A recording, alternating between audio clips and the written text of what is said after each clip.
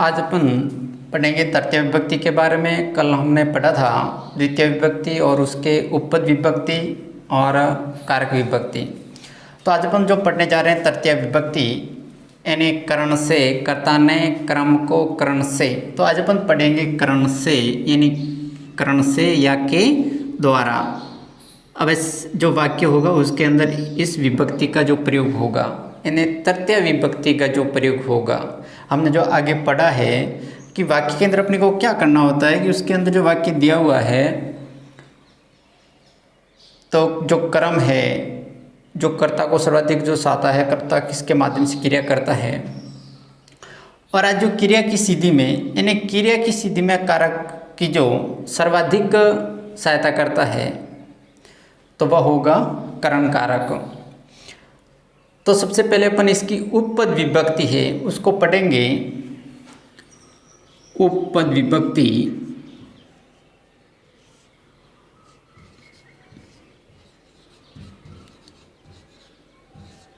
अब देखिए इसकी जो उपपद विभक्ति है यानी ऐसे जो उपपद है, ऐसे जो शब्द है जो समीप में जोड़ करके उसके अंदर जो विभक्ति बताते हैं यानी उपपद आएंगे तो उससे उस शब्द के अंदर क्या हो जाएगी, तृतीय विभक्ति होगी। तो देखिए सह, साकम भी बोल सकते हो, सह, साकम, सार्धम,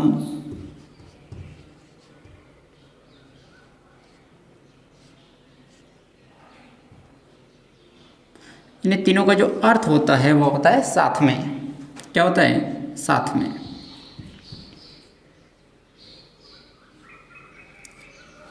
अब अपने को ध्यान रखना है कि स, साकम, सार्धम यानी स के योग में हमेशा तृतीय विभक्ति का प्रयोग होगा। अगर स आया है तो उस शब्द के अंदर जो पास वाला जो शब्द होगा उपपद, उपेन समीप, जो समीप वाला जो शब्द होगा उसके अंदर क्या होगा, तृतीय विभक्ति होगी। जिसके साथ में होगा, के साथ यानी जिसके भी साथ में होगा, चाहे कोई भी हो, तो उसमें हमेशा कौन सी विभक्ति का प्रयोग होगा, उस शब्द के अंदर तृतीय विभक्ति का प्रयोग होगा।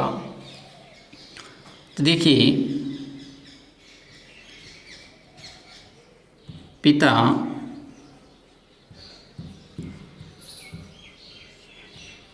पुत्रेण सह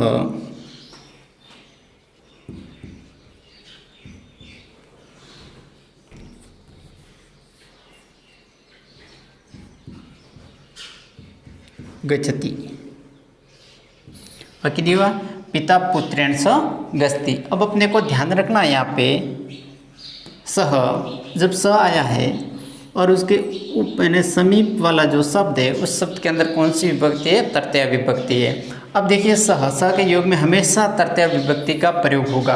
पिता पुत्र के साथ जाता है यानी पिता है वह किसके साथ में जा रहा है, पुत्र के साथ में जा रहा है। तो देखिए यहाँ पर जिसके साथ में जा रहा है, किसके साथ, पुत्र के साथ। तो पुत्र शब्द के अंदर कौन सी विभक्ति का प्रयोग हुआ है, तृतीय विभक्ति का प्रयोग हुआ है।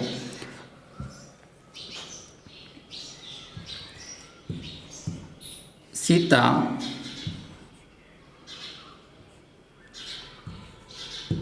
रमा के साथ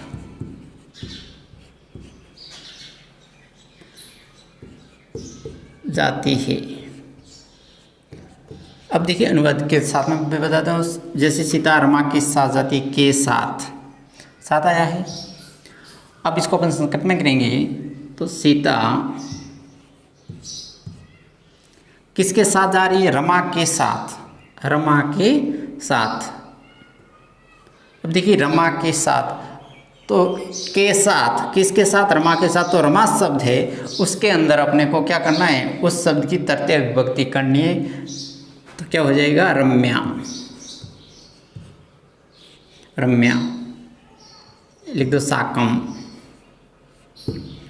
गच्छति, कर्ता के अनुसार क्रिया। देखिए सीता रम्या साकम गच्छति यानी सीता है वह रमा के साथ जाती है। तो सह साकम सार्धम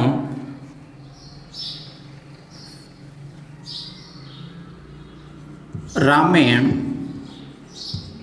स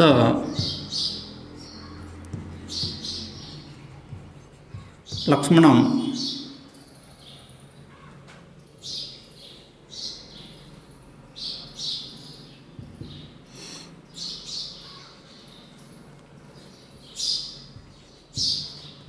वनं गत।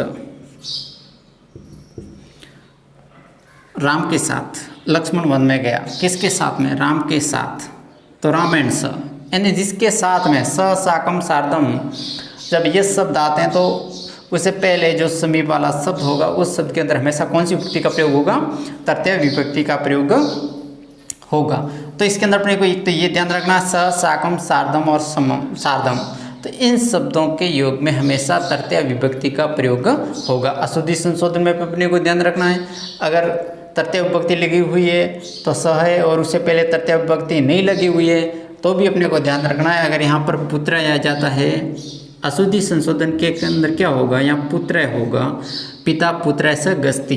अब अपने को देखना वाक्य अशुद्ध है, उसको शुद्ध करना है तो अपने को ध्यान जाना चाहिए स, और अपने को ध्यान रखना है कि स के योग में हमेशा कौन सी विभक्ति होती है? तृतीय विभक्ति होती है। लेकिन यहाँ पर कौन सी दे रखी है? चतुर्थी विभक्ति दे रखी है। तो अपने को ध्यान रखना है स साकम सार्धम, अगर ये शब्द आते हैं और उससे पहले क्या होगा? हमेशा उस शब्द के अंदर तृतीय विभक्ति का प्रयोग होगा, यानी जिसके साथ में, किसी के भी साथ में है, साथ शब्द आता साथ में है, तो उस शब्द के अंदर अपने को क्या करना है? तृतीय विभक्ति होगी। एक द्वितीय विभक्ति अंदर मैंने बताया था आपको, वीणा, नाना और पृथक। इसके अंदर द्वितीय विभक्ति भी होती है, तृतीय भी होती है और पंचमी विभक्ति भी होती है। जलम विना जीवनम नास्ति, जलेन विना जीवनम नास्ति, यानी द्वितीय, तृतीय और पंचमी विभक्ति। अगर जलेन आता है तो भी सही है, जलम आता तो भी सही है, और जला दो या जलाता आता तो भी सही है। यानी इसके अंदर द्वितीय, तृतीय और पंचमी विभक्ति का प्रयोग होता है। तो उपपद विभक्ति के अंदर यही है, स साकम सार्धम, वीणा, नाना और पृथक। उसके बाद में जो करण कारक है उसको देखिए। करण कारक यानी क्रिया की सिद्धि, किसकी सिद्धि के लिए?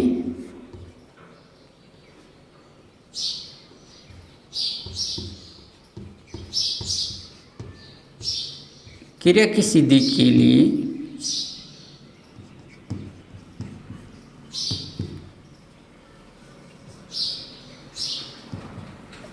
क्रिया की सिद्धि के लिए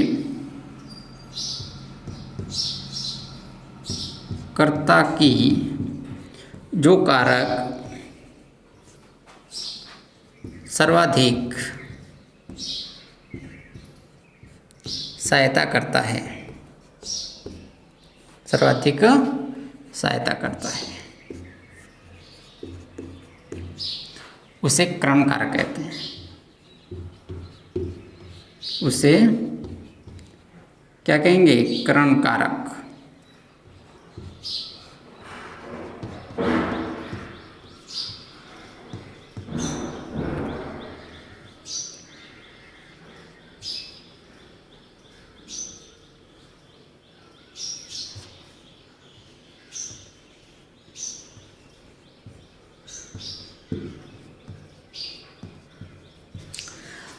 क्रिया की सिद्धि के लिए, क्रिया की सिद्धि के लिए कर्ता की जो सिद्धि के लिए कर्ता की जो कारक सर्वाधिक सहायता करता है, यानी कोई भी क्रिया है उसकी सिद्धि के लिए कारक की जो सबसे अधिक सहायता करता है, किसकी सहायता करता है? कर्ता की जो सहायता करता है। क्रिया की सिद्धि, किसकी सिद्धि के लिए? क्रिया की सिद्धि के लिए जो कारक है वह सर्वाधिक सहायता करता है, किसकी? कर्ता की।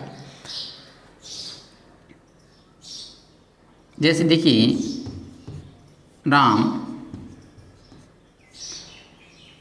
पेन से लिखता है,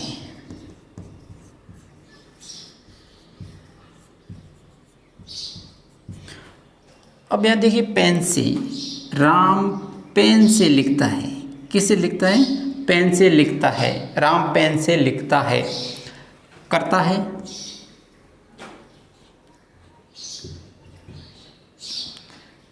क्रिया है और ये क्या है। अब क्रिया की सिद्धि के लिए लिखने की जो क्रिया है उसके लिए कर्ता को जो सर्वाधिक सहायता करता है, क्या कर्ता को सहायता कौन कर रहा है लिखने में? पेन। इन्हें राम पेन से लिखता है। जो लिखने में जो सहायक है, जो सर्वाधिक महत्वपूर्ण है, वह होगा करण कारक। तो देखिए रामः और यहाँ पर क्या होगा? पेन, जिसको अपन कलम बोलते हैं, तो उसकी तृतीय विभक्ति अपने को लगानी है, तो हो जाएगा कलमेन।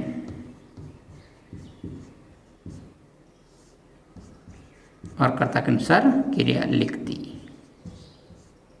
राम कलमेन दिखती, यानी राम है वो पेन से लिखता है। क्रिया की सिद्धि के लिए, यानी जो क्रिया है उसकी सिद्धि के लिए, उसके लिए सबसे जरूरी क्या है? क्रिया किससे पूर्ण होगी? पेन नहीं होगा तो कैसे लिखेगा वो? तो क्रिया की सिद्धि के लिए जो कर्ता की जो कर्ता की बहुत ही सर्वाधिक जिसको सहायता करता है, कर्ता की जो सर्वाधिक सहायता करता है, उसे अपन कहेंगे करण कारक। तो यहाँ पर जो रेखांकित पद होगा, क्वेश्चन कैसे आएगा अपने? जो शब्द दे रखा है, जिस शब्द के अंदर तृतीय विभक्ति है, उसके अंदर अपने को बताना, जैसे वाक्य दिया हुआ होगा और उसके अंदर अपने को क्या बतानी है? विभक्ति बतानी है। जैसे इस शब्द के अंदर कौन सी जैसे रेखांकित पद में विभक्ति क्या है और उसका कारण लिखना है अपने को, विभक्ति और कारण। तो अपन लिखेंगे रम्य, यानी साकमाय अपने को पता है रम्या शब्द के अंदर तृतीय विभक्ति है, तृतीय विभक्ति साकम योग है। तृतीय विभक्ति जैसे रामायण लिखा, रामायण के अंदर तृतीय विभक्ति सहयोग है, तृतीय विभक्ति और कलमेन योग है। यानी इसका जो होता है साधकतम कर्णम, साधकतम कर्णम, यानी क्रिया की सिद्धि के लिए जो कारक की सर्वाधिक सहायता करता है, कर्ता की जो कारक सर्वाधिक सहायता करता है, साधकतम कर्णम। तो उसके योग में इसमें भी कौन सी होगी? तृतीय विभक्ति। फिर देखिए एक आता है यनांग विकार।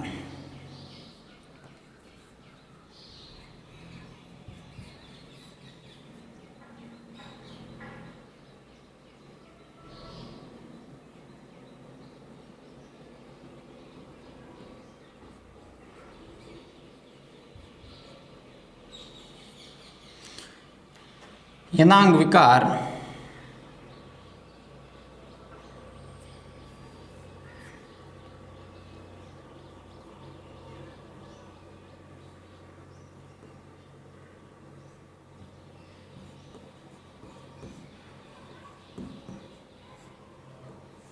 यना अंग विकार।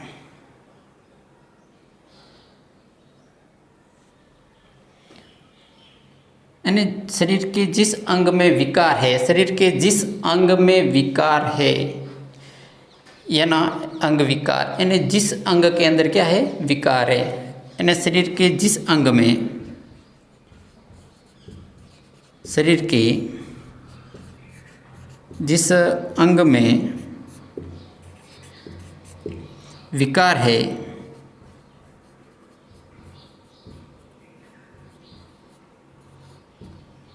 उसमें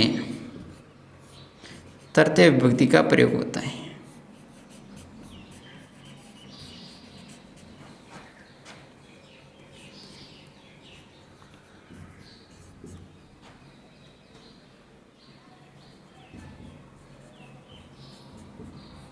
किसका प्रयोग होता है? तृतीय विभक्ति का प्रयोग होता है। कहाँ होता है? शरीर के जिस अंग में, शरीर का जो अंग है, कोई भी शरीर का अंग, हाथ पैर, तो उस अंग के अंदर विकार है, उसमें किसी भी प्रकार का विकार है, तो उस विकार जो अंग, जिस अंग के अंदर विकार है, उस अंग के अंदर हमेशा तृतीय विभक्ति का प्रयोग होगा। जैसे काणा, यानी काणा,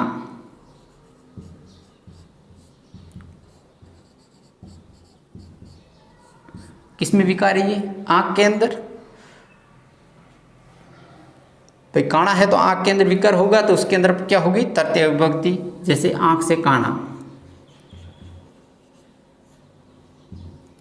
आँख से काना, तो क्या होगा, किससे है, आँख से। तो देखिए शरीर के जिस अंग में विकार है, विकार किस में, आँख में, तो उस शब्द के अंदर तृतीय विभक्ति प्रयोग करनी है। तो नेत्र तो हो जाएगा नेत्रेण, नेत्रेण काना, यानी आँख से काना। तो शरीर के जिस अंग में विकार है उसमें भी क्या होगा, ये ना अंग विकार से तृतीय विभक्ति होगी।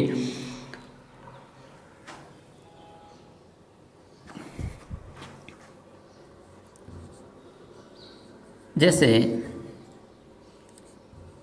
वह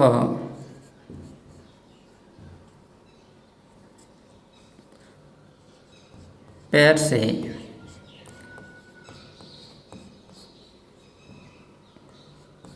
लंगड़ा है, वह पैर से लंगड़ा है। तो देखिए किससे लंगड़ा है, पैर से, यानी शरीर का जो अंग है पैर है उसमें विकार है कि वो उससे लंगड़ा है। तो वह तो हो जाएगा सह पादेन, तृतीय विभक्ति हो जाएगी।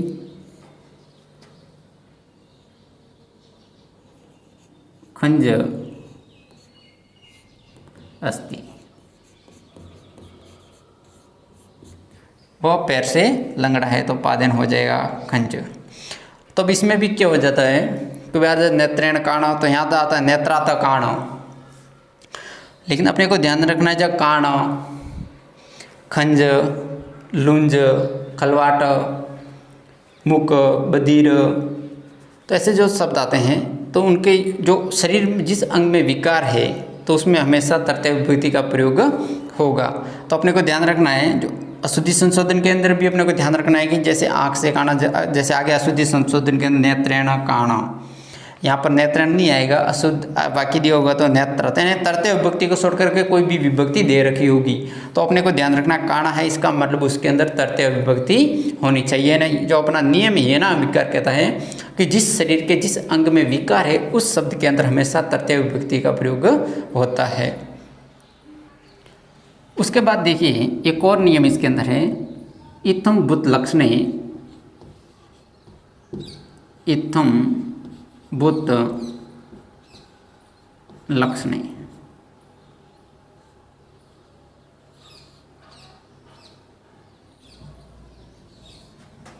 यानी जैसा है, जैसा है, यानी प्रतीत होता है, जैसा है। इत्थम बुत लक्षणे, यानी लक्षणों से अपने को पता चलता है, उसको देख करके अपने को पता चलता है उसके लक्षणों से कि वह क्या है, कैसा है। तो देखिए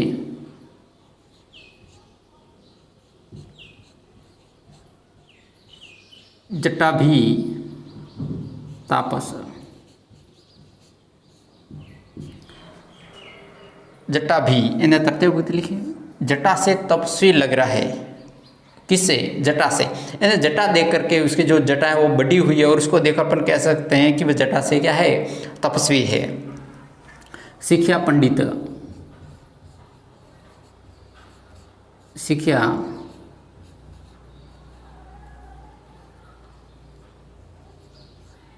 पंडित, शिक्षा ने सोटी से, सोटी से पंडित जैसा प्रतीत होता है, यानी प्रतीत होना जैसा है।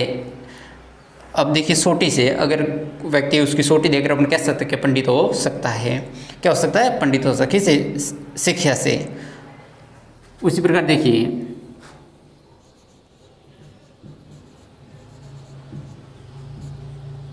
पुस्तकेन छात्र प्रतीयते, पुस्तकेन यानी पुस्तक से छात्र प्रतीत होता है। एक छात्र जा रहा है, बच्चा जा रहा है, उसके हाथ में पुस्तक है तो अपन कह सकते हैं कि ये विद्यार्थी है, किससे, पुस्तक से। तो जिस लक्षणों से जिस प्रतीत होता है अपने को, जैसे पुस्तक से, जटा से, शिक्षा से, तो उस शब्द के अंदर भी क्या होगा, तृतीय विभक्ति होगी। तो इसके अंदर अपने को जो महत्वपूर्ण जो है स साकम सार्धम स के योग में हमेशा तृतीय विभक्ति होती है। और क्रिया की सिद्धि के लिए कर्ता की जो कारक सर्वाधिक सहायता करता है उसमें भी क्या होगा, करण कारक होगा, यानी तृतीय विभक्ति का प्रयोग होगा। याना अंग विकार, शरीर के जिस किसी भी अंग में विकार है उस शब्द में हमेशा तृतीय विभक्ति का प्रयोग होगा। और इत्थम भूत लक्षणे, यानी जैसा है प्रतीत होता है, और उस शब्द के अंदर भी अपने को क्या करना है, तृतीय विभक्ति का प्रयोग करना है।